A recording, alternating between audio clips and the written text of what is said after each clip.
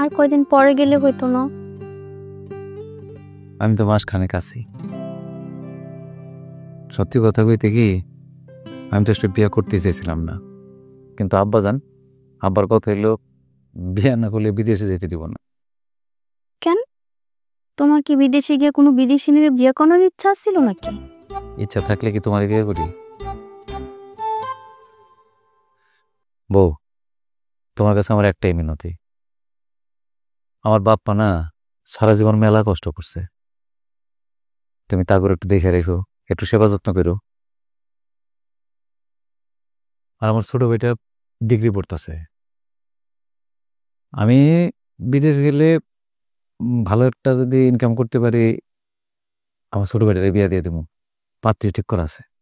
তুমি ফিরবা কবে? আরে পাগল, আগে তো যাই, তারপরে না ফিরার কথা। ততদিন কি আমি একলা থাকুম? ওমা, কি কয়? একলা থাকবা কি লেগা?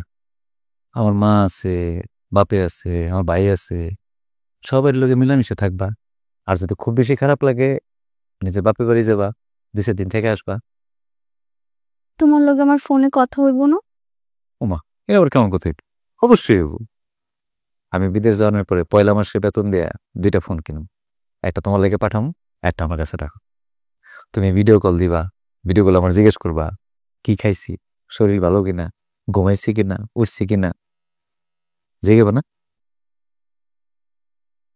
আচ্ছা, এসব কথা তুমি আমারে জিজ্ঞাসা না? ওমা, এবার কেমন কথা হইলো? অবশ্যই জিগামো। এত কষ্ট কইরা ধার কর্জ করে বিদেশ যাইতেছি কি লইয়া?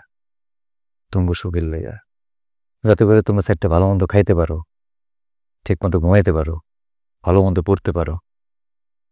আল্লাহ না করুক কোনো কারণে যদি বড় কোনো অসুখ হয়, উন্নত চিকিৎসা করতে পারো। যেমন সবাই বলতে পারে যে এই বাড়ির বড় ছেলে বিদেশ থাকে, এর লেগে না বিদেশ করতেছে। আমারে নিবা না বিদেশে? ক্ষমতা থাকলে নিয়ে যেতাম তোমারে।